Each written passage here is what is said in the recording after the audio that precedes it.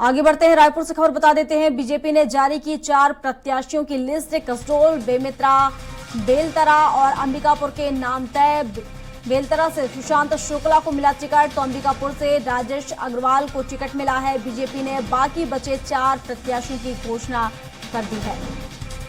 तो 4 सीटों पर अब बीजेपी ने नाम घोषित कर दिए हैं। अंबिकापुर से राजेश अग्रवाल को टिकट मिला है। बीजेपी ने बाकी बचे 4 प्रत्याशियों की घोषणा भी कर दी है। तो जिस तरीके से कयास लगाए जाते हैं कि चौथी लिस्ट बीजेपी जारी कर सकती है, तो बीजेपी ने अब चौथी लिस्ट प्रत्याशियों की जारी कर दी है। तो कसडोल, बेमेतरा, बेलतरा और अंबिकापुर, इन सीटों पर प्रत्याशियों के नाम बीजेपी ने घोषित कर दिए हैं। तो अब यहां पर चारों सीटों के चेहरे साफ हो गए हैं। जहां अंबिकापुर से राजेश को टिकट मिला है, तो बीजेपी ने अब चारों सीटों पर घोषणा कर दी है। और बता दें आपको कि यहां पर बीजेपी ने 4 सीटों पर प्रत्याशियों की लिस्ट जारी की है, जिसमें कसडोल, बेमेतरा, बेलतरा और अंबिकापुर सीट शामिल है। और इस पर विस्तार से जानकारी के साथ हेमंत शर्मा हमारे साथ लाइव जुड़ चुके हैं। तो हेमंत का रुख कर लेते हैं। हेमंत, जैसा कि कयास लगा जा रहे थे कि बीजेपी चौथी लिस्ट जारी कर सकती है, और अब चौथी लिस्ट जारी करके उन्होंने चारों सीटों पर चेहरे साफ कर दिए हैं। देखिए प्रियंका, दूसरे चरण के चुनाव के लिए नामांकन की प्रक्रिया एक तरफ शुरू हो गई है, और जो 4 सीटों को लेकर नाम सामने नहीं आए थे बीजेपी में, अब उस चारों सीटों पर नाम सामने आ गया है। यानी तस्वीर अब साफ हो गई है और 90 प्रत्याशियों की घोषणा ओवरऑल बीजेपी ने कर दी है। पहले 21 प्रत्याशियों की घोषणा हुई थी पहली सूची में, उसके बाद दूसरी सूची में 64 प्रत्याशियों के नाम का ऐलान किया गया था। लेकिन 4 सीट अंबिकापुर, बेमेतरा, बेलतरा और कसडोल को लेकर पेच फंस रहा था। वहां पर समीकरण देखे जा रहे थे, और उसके बाद आज नामों का ऐलान कर दिया गया है। जो केंद्रीय आला कमान है बीजेपी का, उसने लिस्ट जारी की है, और लिस्ट के मुताबिक अंबिकापुर से राजेश अग्रवाल को टिकट दिया गया है। और वही राजेश अग्रवाल हैं जो लगातार उस इलाके में सक्रिय थे, और उनके नाम की चर्चा काफी तेज थी। हालांकि वहां पर 2-3 और नाम थे। आलोक दुबे का नाम था, मेजर अनिल सिंह का नाम था, लेकिन सबसे प्रमुखता से जो नाम सामने आया था पैनल में, वो राजेश अग्रवाल का था। और खासतौर पर लखनपुर और जो उदयपुर का इलाका है अंबिकापुर का, वहां पर काफी प्रभाव माना जाता है राजेश अग्रवाल का। और लोग ये भी कह रहे थे, वहां की जनता भी कह रही थी कि अगर राजेश अग्रवाल को टिकट मिला तो टीएस सिंहदेव को एक चुनौती वहां पर मिलेगी, और उसी राजेश अग्रवाल पर भरोसा बीजेपी ने जताया है। इसके अलावा बेलतरा जो एक महत्वपूर्ण सीट थी, बेलतरा से वर्तमान विधायक रजनीश सिंह का टिकट बीजेपी ने काटा है, और सुशांत शुक्ला को वहां से उम्मीदवार बनाया गया है। सुशांत शुक्ला पिछले समय भी बीजेपी के लिए दावेदारी कर रहे थे, लेकिन उनको टिकट नहीं मिल पाया था। इस बार भी उनके नाम को लेकर कोई ज्यादा चर्चा नहीं हुई थी, कोई ठोस वजह भी सामने नहीं आई थी। 2-3 नाम वहां पर पहले से चल रहे थे, लेकिन अचानक फिर सुशांत शुक्ला का नाम आया, और फिर प्रमुखता से उनकी दावेदारी यहां पर पेश हुई, और अब उनको जाकर वहां से उम्मीदवार बीजेपी ने बनाया है। सुशांत शुक्ला वर्तमान में प्रदेश के प्रवक्ता भी हैं, और उस इलाके में वो काफी सक्रिय थे कई सालों से। इसके अलावा जो सबसे महत्वपूर्ण सीट है कसडोल, जो छत्तीसगढ़ विधानसभा का सबसे हाई प्रोफाइल सीट माना जाता है, बड़ा विधानसभा है। वहां पर ये ऐसी चर्चा थी कि गौरीशंकर अग्रवाल जो पूर्व विधायक भी रहे हैं, पिछली बार उनको करारी शिकस्त मिली थी, उनको पार्टी मौका देगी।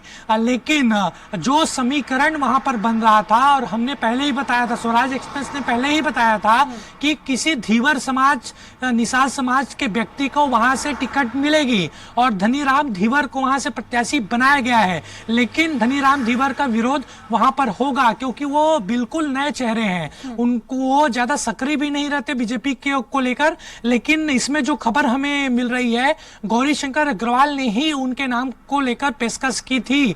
धीवर समाज की ज्यादा जनसंख्या उस इलाके में नहीं है, लेकिन उसके बावजूद धनीराम धीवर को वहां से प्रत्याशी बनाया गया है। उनके सामने कांग्रेस के जो प्रत्याशी हैं संदीप साहू वो कांग्रेस की ओर से उम्मीदवार बनाए गए हैं। कुछ दिन पहले घोषणा हुई थी। तो दिलचस्प मुकाबला कसडोल में होगा धनीराम धीवर जो बीजेपी के प्रत्याशी हैं और कांग्रेस के संदीप साहू के बीच। इसके अलावा एक जो प्रमुख सीट थी बेमेतरा में जो जिला पंचायत सदस्य हैं राहुल टिकरिया, उनका नाम लगभग फाइनल हो गया था। लेकिन जैसे ही जोगी कांग्रेस छोड़ चुके और किसान नेता योगेश अग्रवाल की माफ करिएगा योगेश तिवारी की एंट्री हुई बीजेपी में, उसके बाद से वो सीट में पेच फंस गया था। लेकिन ना योगेश तिवारी को टिकट मिला, ना राहुल टिकरिया को टिकट मिला। इसमें जो नया चेहरा सामने आया है वो दीपेश साहू का है। दीपेश साहू एकदम नए चेहरे हैं। वहां पर संगठन के लिए वो काम करते रहे हैं, लेकिन एक तरीके से नया चेहरा वहां पर है। तो बीजेपी ने इन चारों सीटों में फिलहाल घोषित उम्मीदवारों की सूची जारी कर दी है। बिल्कुल हेमंत, और क्या जो इनके देखा जाए तो और भी जो उम्मीदवार यहाँ से खड़े हुए थे, क्या उनके बीच देखा जाए तो सामंजस्य बैठ चुका है? क्या सभी की सहमति से इनका नाम घोषित किया गया है? और दूसरा ये कि जिस तरीके से अंबिकापुर में राजेश अग्रवाल को मैदान में उतारा है, वहीं अगर हम देखें तो टीएस सिंहदेव भी मैदान में है। कांटे की टक्कर इसे कह सकते हैं, क्योंकि एक बड़ा दिग्गज नेता है टीएस सिंहदेव और बड़े दिग्गज कहना चाहिए पार्टी के नेता। तो उसके चलते कहीं ना कहीं हम देखें तो चुनावी रण में कांटे की टक्कर होगी दोनों के बीच।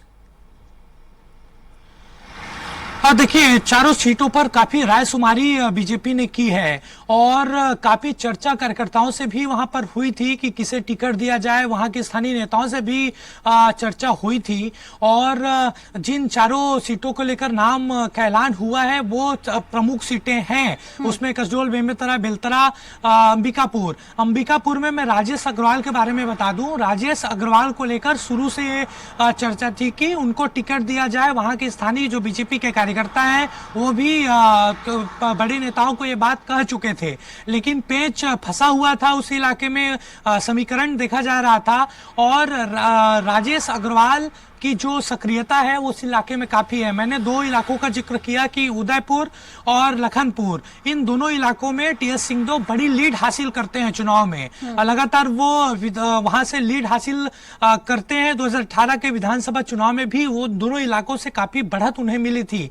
लेकिन इन दोनों इलाकों में राजेश अग्रवाल का भी प्रभाव माना जाता है, इसीलिए राजेश अग्रवाल को वहां पर मैदान में उतारा गया है। राजेश अग्रवाल के अलावा किसी और को टिकट मिलता तो उतनी चुनौती टीएस सिंहदेव को नहीं दे पाते, लेकिन राजेश अग्रवाल के बारे में कहा जा रहा है कि वो चुनौती टीएस सिंहदेव को वहां पर दे सकते हैं। और बाकी जो सीटें हैं, देखिए दो जो चौंकाने वाले नाम हैं वो बेमेतरा और कसडोल के हैं। सुशांत शुक्ला को लेकर भी तस्वीर एक तरीके से साफ हो गई थी, लेकिन कसडोल और बेमेतरा दोनों जगहों पर नए चेहरे को उतारा गया है और ऐसे चेहरे हैं जो ज्यादा वहां पर प्रभावशील नहीं है, संगठन का काम वो करते रहे हैं। कसडोल को लेकर ज्यादा जानकारी जो सामने आ रही है वही है कि धनीराम धीवर कोई बड़ा चेहरा वहां पर नहीं थे, ना वो वहां पर सक्रिय थे। लेकिन ऐसा कहा जा रहा था कि पूरे जो समीकरण है 90 विधानसभा सीटों का, एक निषाद समाज से बीजेपी को टिकट देना था, इसलिए धनीराम धीवर को कसडोल से प्रत्याशी बनाया गया है। बिल्कुल हेमंत, और क्या कुछ स्ट्रेटजी लेकर यहाँ पर बीजेपी पहुंचेगी इन क्षेत्रों में जहां भी ये सीट देखा जाए तो जारी की गई है? क्या कुछ मुद्दे होंगे जिसके चलते बीजेपी उनके बीच जाएगी, आम जनता के बीच, और अपनी बात रखेगी ताकि जीत में जनता उनके साथ जाए? देखिए, बीजेपी सभी विधानसभा क्षेत्रों में वहां के जो स्थानीय मुद्दे हैं उसको तो उठाएगी ही, उसको लेकर जनता के बीच जाएगी। जो बीजेपी के प्रत्याशी हैं वो इसके जरिए प्रचार भी करते आए नजर आएंगे। लेकिन बीजेपी जो मुद्दा इस चुनाव में उठा रही है, जो सरकार के भ्रष्टाचार को लेकर हो, चाहे वो पीएससी घोटाला हो, अन्य घोटाले हो, उन सभी चीजों को लेकर बीजेपी एक तरीके से मुद्दा बनाती नजर आई है।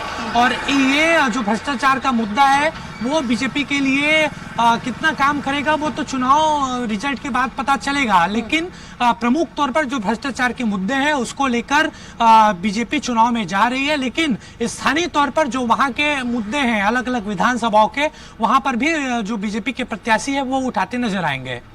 बिल्कुल हेमंत, और जैसा कि चारों सीटें काफी अहम है, इनमें कहीं ना कहीं पेच फंसा हुआ था। अगर हम बात करें बेलतरा की, तो क्या कुछ समीकरण यहाँ के? देखिए, बेलतरा विधानसभा की जो समीकरण है, पिछले बार रजनीश सिंह को टिकट दिया गया था और वहां पर बेलतरा विधानसभा में सामान्य वर्ग के मतदाताओं की बहुलता है, लेकिन वहां पर काफी कड़ा मुकाबला बीजेपी और कांग्रेस के बीच होता है। पिछले दफा भी 3-3.5 के वोटों के अंतर से जो बीजेपी के प्रत्याशी थे रजनीश सिंह, उन्होंने चुनाव जीता था, लेकिन इस बार उनका टिकट काटा गया है क्योंकि वहां पर हमेशा नए चेहरे की मांग होती रही है। कांग्रेस ने विजय केसरवानी को मौका दिया है, वो भी सामान्य वर्ग से हैं और वहां पर इस बार भी काफी दिलचस्प मुकाबला होगा, लेकिन सुशांत शुक्ला ज्यादा वहां पर प्रभावशील दिखते हैं। जिस तरीके से उनकी सक्रियता वहां पर दिख रही थी, कोशिश उनकी हो रही थी। मैंने पहले ही बताया कि 2018 के विधानसभा चुनाव में भी उन्होंने दावेदारी पेश की थी, लेकिन किसी कारणवश उनका टिकट कट गया था और अब अंततः जाकर 2023 के विधानसभा चुनाव के लिए उन्हें उम्मीदवार बनाया गया है। बिल्कुल हेमंत, हालांकि अब कांग्रेस हो या फिर भाजपा, दोनों ने 90 विधानसभा सीटों पर अपने उम्मीदवारों को उतार दिया। अब देखने वाली बात होगी कि आखिर किन मुद्दों को लेकर वो जनता के बीच पहुंचेंगे और जनता आखिर किसके साथ जाएगी। फिलहाल शुक्रिया आपका तमाम जानकारियों के लिए। और इसी के साथ बुलेटिन में अभी के लिए बस इतना ही। अधिक जानकारी के लिए आप बने रहिए हमारे साथ और देखते रहिए स्वराज एक्सप्रेस। नमस्कार।